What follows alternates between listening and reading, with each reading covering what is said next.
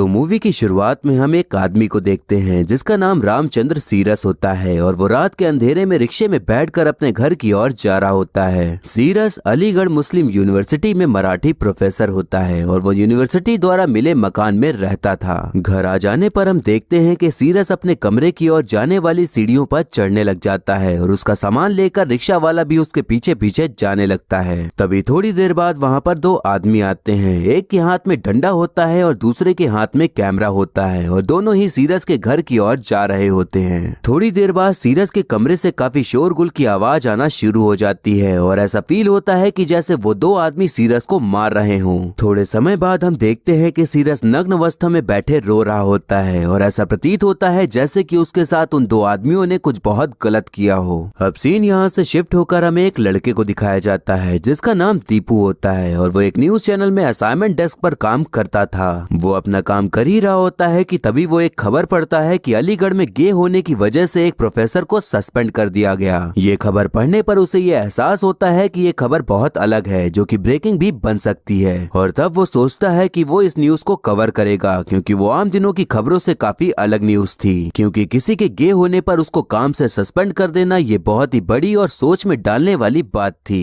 दीपू अपने सीनियर के पास जाता है और उन्हें ये खबर की जानकारी देते हुए बताता है कि एक प्रोफेसर के घर में दो टीवी जर्नलिस्ट जबरदस्ती घुस गए और प्रोफेसर को एक रिक्शा वाले के साथ मेल जोल करते हुए देखकर उनकी वीडियो बना डाली और जब ये बात सब जगह फैली तो यूनिवर्सिटी ने प्रोफेसर को सस्पेंड कर दिया। ये जो केस हुआ है वो काफी बड़ी ब्रेकिंग स्टोरी बन सकती है, तो मुझे इस केस की रिपोर्टिंग करने के लिए भेज दो। दीपू की सीनियर उसकी पूरी बात सुनते हुए उसे इस न्यूज को कवर करने के लिए मना कर देती है और किसी और को भेजने को कहकर चली जाती है। अब हम देखते हैं कि अलीगढ़ मुस्लिम यूनिवर्सिटी के बाहर कई लोग प्रोफेसर सीरस का पुतला लेकर उनके खिलाफ नारे लगा रहे होते हैं और उस नारेबाजी में ऐसा आक्रोश भरा दिख रहा होता है जैसे कि प्रोफेसर सीरस ने कोई बहुत ही बड़ा अपराध कर डाला हो। अब इसके बाद हमें प्रोफेसर सीरस को दिखाया जाता है जिनके साथ उनके मित्र श्रीधरन बैठे होते हैं जो कि वो भी यूनिवर्सिटी के प्रोफेसर ही थे। श्रीधरन सीरस से कह रहा होता है कि तुम यूनिवर्सिटी को एक लेटर लिख दो कि उस रात जो भी हुआ था उसके लिए तुम शर्मिंदा हो तो शायद तुम्हारा सस्पेंशन रुक जाए। सीरस को पता था कि उस रात जो भी हुआ था वो आपसी सहमति से हुआ था, लेकिन फिर जो घटना हुई उस वजह से अब हर कोई उसे अपराधी के नजरिए से देखे जा रहा था, इसीलिए मजबूरन उस पल को अपराध मानकर उसे माफीनामा लेटर लिखना ही पड़ता है। सीरस की फैमिली नहीं थी, वो अकेला ही अपने घर में रहता था और ऐसे ही अपनी जिंदगी गुजारते आ रहा था। लेकिन उस रात के बाद से उसकी जिंदगी में इतना तूफान सा आ गया था, लेकिन फिर भी उसका साथ देने वाला कोई भी नहीं था। एक रात घर पर अकेले बैठे हाथ में दारू का ग्लास लिए सीरस लता जी के गाने को सुन रहा होता है। गाने का नाम होता है आपकी नजरों ने समझा प्यार के काबिल मुझे। जैसे जैसे इस गाने के बोल आगे बढ़ते जा रहे होते हैं वैसे वैसे सीरस गाने को फील करते जा रहा होता है और धीरे धीरे उसकी आंखों में नमी सी दिखाई देने लग जाती है। वो अपने दर्द को बताना तो चाहता था लेकिन उस दर्द को बांटने के लिए उसके पास कोई भी नहीं था और जो था उसी के चलते आज वो सबके सामने अपराधी बन चुका था। अब हम देखते हैं कि दीपू अपनी सीनियर के पास फिर से जाता है और अलीगढ़ जाकर न्यूज स्टोरी कवर करने के लिए कैसे भी करके उसे मना ही लेता है। अब दीपू अपने दोस्त के साथ अलीगढ़ यूनिवर्सिटी पहुंच जाता है और प्रोफेसर सीरस की तलाश करने लग जाता है, लेकिन उसे वहां प्रोफेसर नहीं मिलते।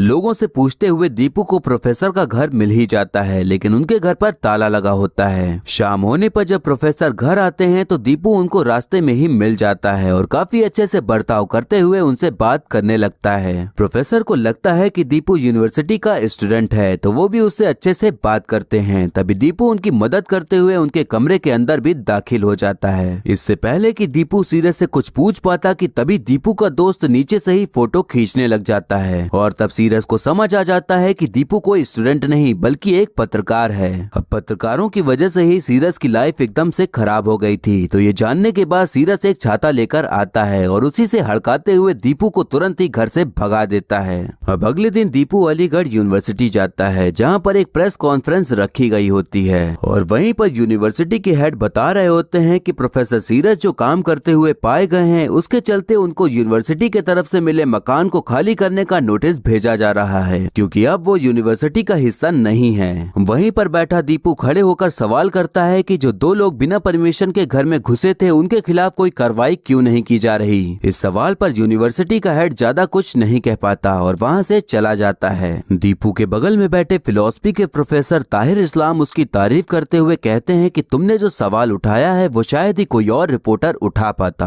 अब हम देखते हैं कि इलेक्ट्रिसिटी डिपार्टमेंट का एक आदमी आकर सीरस के घर की बिजली कटवा रहा होता है। सीरस उसे रोकने की कोशिश करता है और कहता है कि अभी मेरे पास 7 दिन का वक्त है इस घर को छोड़ने के लिए, तो उससे पहले ही बिजली क्यों काटी जा रही है। आदमी कहता है कि अब सिर्फ 4 घंटे ही बिजली मिलेगी और आपको जिससे कंप्लेन करनी है जहाँ भी बताना है बता दीजिए। प्रोफेसर सीरस के साथ जो बदसलूकी की जा रही थी वो कोई नॉर्मल बात नहीं थी, बल्कि ऐसा लग रहा था जैसे ये सब करने के पीछे किसी की साजिश हो और किसी के कहने पर ही सीरस को परेशान किया जा रहा हो। अब हम देखते हैं कि दीपू प्रोफेसर ताहिर के पास बैठा होता है और प्रोफेसर उसे बता रहे होते हैं कि अब एयू में बस राजनीति ही भरी पड़ी है। एक जमाने में जहां डिबेट्स करके मसलों को सुलझाया जाता था, वहां अब खून खराबे में सब उलझ रहे हैं और ऐसा भी हो सकता है कि प्रोफेसर सीरस के साथ जो हो रहा है वो एयू की राजनीति का ही नतीजा हो। अब इसके बाद दीपू प्रोफेसर सीरस से मिलने के लिए दोबारा से उनके घर जाता है तो देखता है कि प्रोफेसर अपने घर की बिजली का कनेक्शन सही कर रहे होते हैं। दीपू सीरस की मदद करते हुए उनके घर की कटी हुई बिजली को सुधार देता है और ऐसा प्रतीत होता है कि जैसे दीपू सीरस की जिंदगी में एक रोशनी बनकर आया हो। अब सीरस दीपू पर गुस्सा नहीं होता और उसे अपने घर के अंदर आने देता है और फिर उसी के सामने हाथ में शराब से भरा ग्लास लिए बैठ जाता है। दीपू कहता है कि मैं आपसे ये नहीं जानना चाहता कि उस रात क्या हुआ था, लेकिन मैं ये जरूर कहूंगा कि उस रात जो 2 लोग आपके घर में जबरदस्ती घुस आए वो बहुत ही गलत था।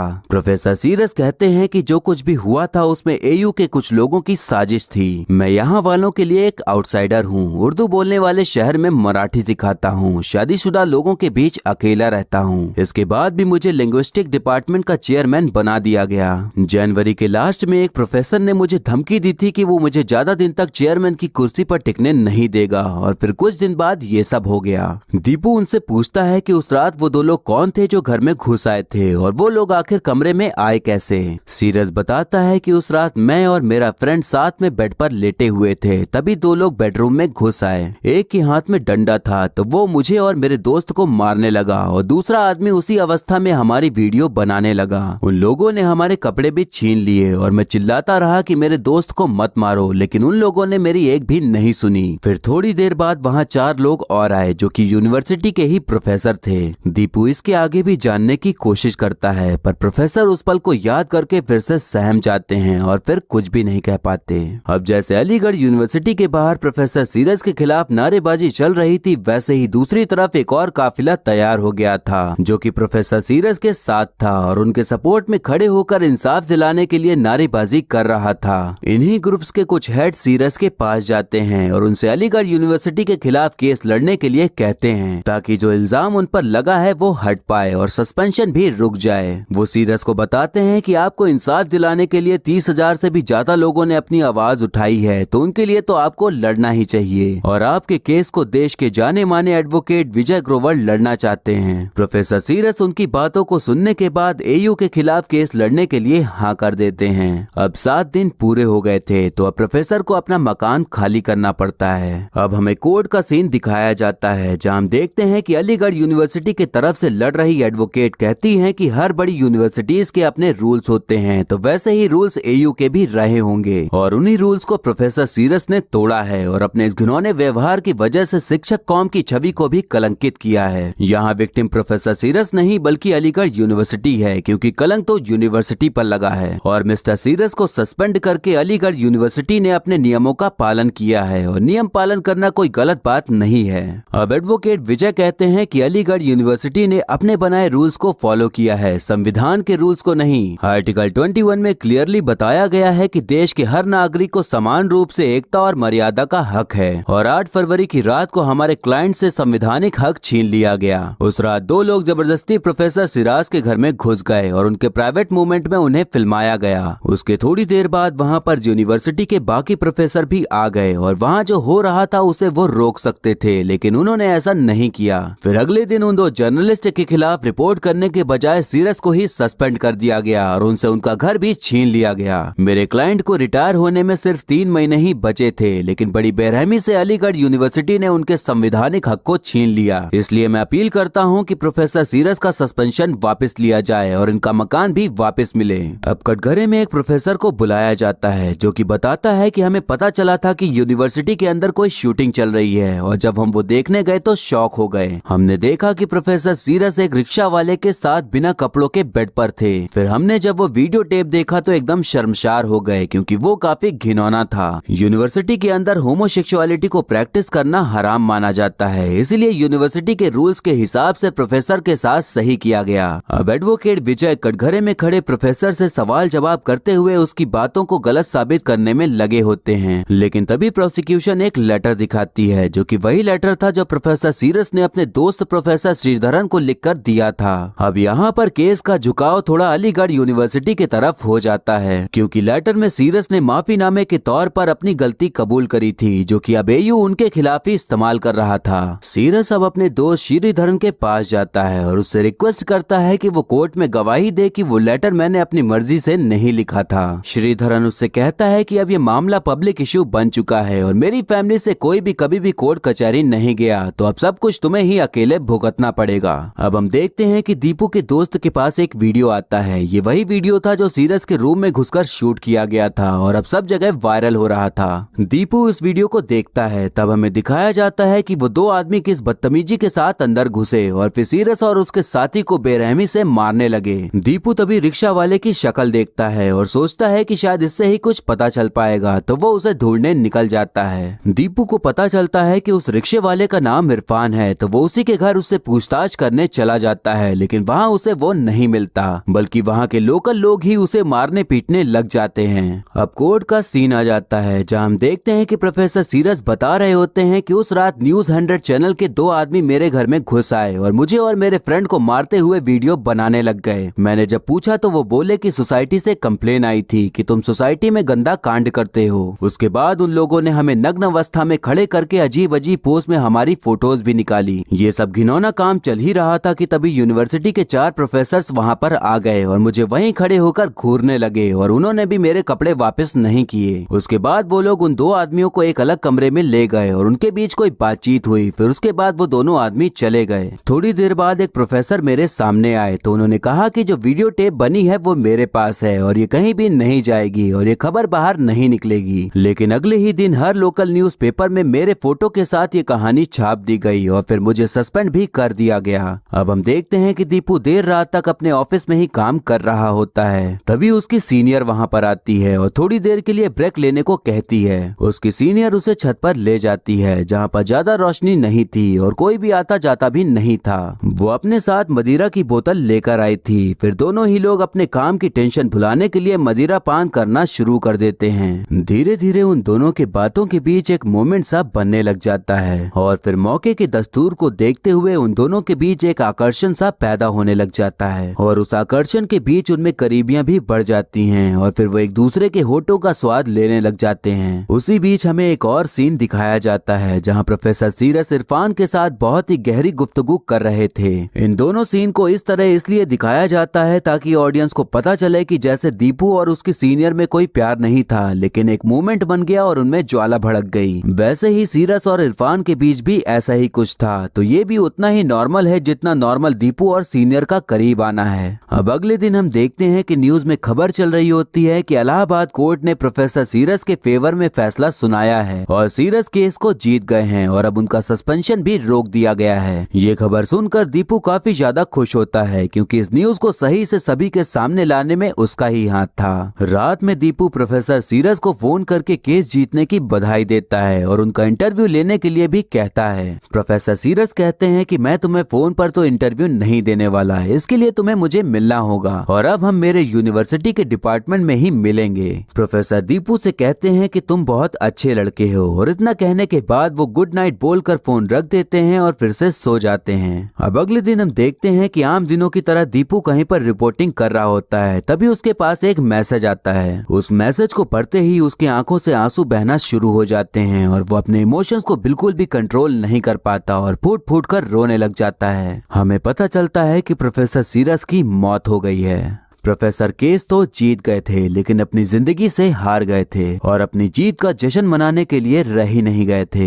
तभी हमें एक सीन दिखाया जाता है कि जब रात में प्रोफेसर सीरस सोने जा रहे थे तब उन्हें अपने रूम में किसी के होने की आहट सुनाई दी थी। इसके बाद स्क्रीन पर लिखा आता है कि प्रोफेसर सीरस के खून में जहर के अवशेष पाए गए थे और ऐसा माना जाता है कि उन्हें किसी ने जहर दिया था। इसका मतलब कि प्रोफेसर सीरस अपनी मर्जी से नहीं मरे थे बल्कि उन्हें किसी और ने मार दिया था क्योंकि वो उस केस को जीत गए थे। और इसी सच्चाई के साथ मूवी यहीं पर खत्म हो जाती है।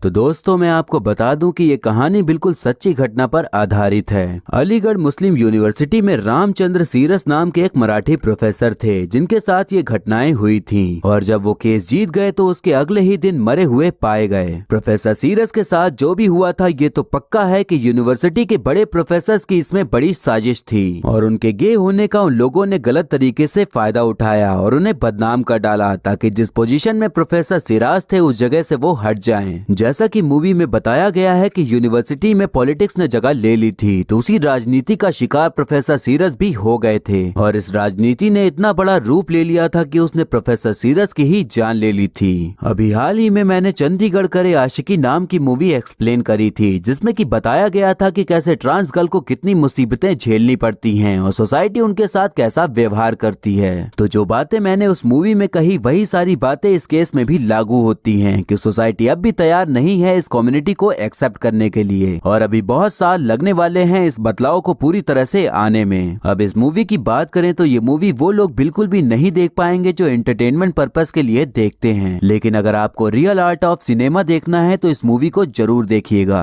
और तब आप समझ पाएंगे कि हाँ बॉलीवुड में भी अच्छी मूवीज बनती हैं लेकिन हमेशा अंडररेटेड ही रह जाती हैं। इस मूवी को बनाने में 11 करोड़ लगे थे और कमाई सिर्फ 4 करोड़ ही हो पाई थी। इसका मतलब ये है कि मूवी बुरी तरह से फ्लॉप साबित हुई थी और जो मैसेज ये मूवी पब्लिक को देना चाहती थी वो पब्लिक तक पहुंचने में फ्लॉप हो गया था।